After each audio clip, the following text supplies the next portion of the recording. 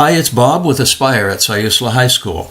We're going to start the process of applying for FAFSA, the free application for federal student aid. And remember that FAFSA is the application that you need to file in order to be eligible for a Pell Grant, a federal government grant of up to $6,095. You also need it in order to be eligible for or to apply for an Oregon Opportunity Grant and Oregon Promise. And some scholarship granting organizations may also require that you have filed your FAFSA. So the process begins with applying for a federal student aid identification, and that is an FSA ID. And in order to get there, we're going to type that in here, FSA ID, and in the Google search, that should take us right to it. Here it is, FSA ID. We click on that, and we get the site that where you begin applying for your ID.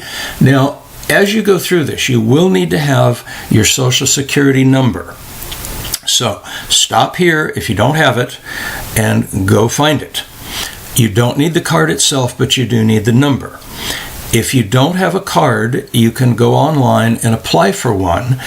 If you don't know your number and you don't have a card, but you have applied for one in the past, then you will need to go to a Social Security office. The nearest ones are in Coos Bay or Eugene, and you will need to take with you some forms of identification that establish your citizenship, birth date, and other documentation. I believe you can use a driver's license and a passport or a birth certificate, student ID, but you will need a combination of those. So be sure to check and make sure you have the right documentation before you go to a Social Security office. So assuming you have your Social Security number, let's continue with this process. You're going to go down here and fill in your email address and make sure you have access to that email address, because there will be a confirmation that you have to verify that that's your email address. Confirm that, choose a username, and then select a password. And notice down here underneath that it has to have numbers, uppercase letters, lowercase letters, special characters, 8 to 30 total characters, and if you want, you can watch as it shows the text that you type in, and it will tell you down here, these check marks will light up when you have each condition met. Confirm your password and continue. Now the rest of this is fairly simple.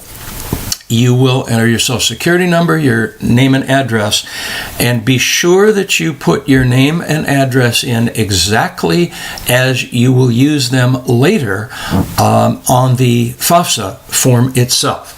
Because if there is a mismatch, for example, if you put in John R. Smith, and then on the application you put in John Richard Smith, they don't match up. And you will find, or if you make a typographical error on this, it won't match up with the correct way that you write it on the FAFSA. So you need to make sure that both forms match exactly. Make sure also that you make note of your username and password, write them down, take a picture, whatever you need to do, because you will need those later, and it's much easier if you remember them than trying to go back and recreate. Okay, this will not allow me, I'm quite sure, to continue because I haven't filled in the information. The rest of it, you will be asked to fill in some challenge questions. You have to create a few of your own, and then basically you're finished.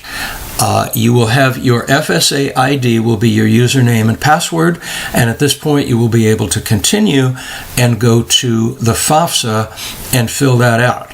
Now, one thing to bear in mind here while we're in this screen is that a parent will also need to fill out an FSA ID.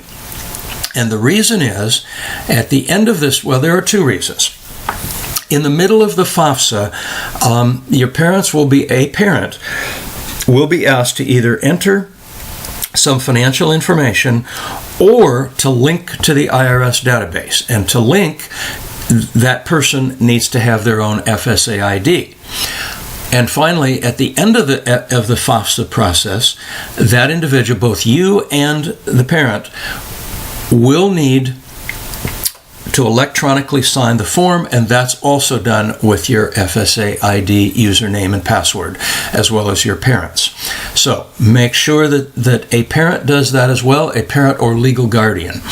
There are some details that we'll talk about later if, in fact, you have reason to believe that you are independent, and that doesn't just mean being 18 years old. Unfortunately, it's 23 years old for the FAFSA, but there are some other conditions. If you're married, if you have a child, if you were in foster care during certain times of your life, these various conditions, or if you've been in the military, it may be possible for you to file independently and not require parental information, but most students do have to file parental information. All right, so the next video that we'll be doing is on the FAFSA itself, now that you have your FSA ID.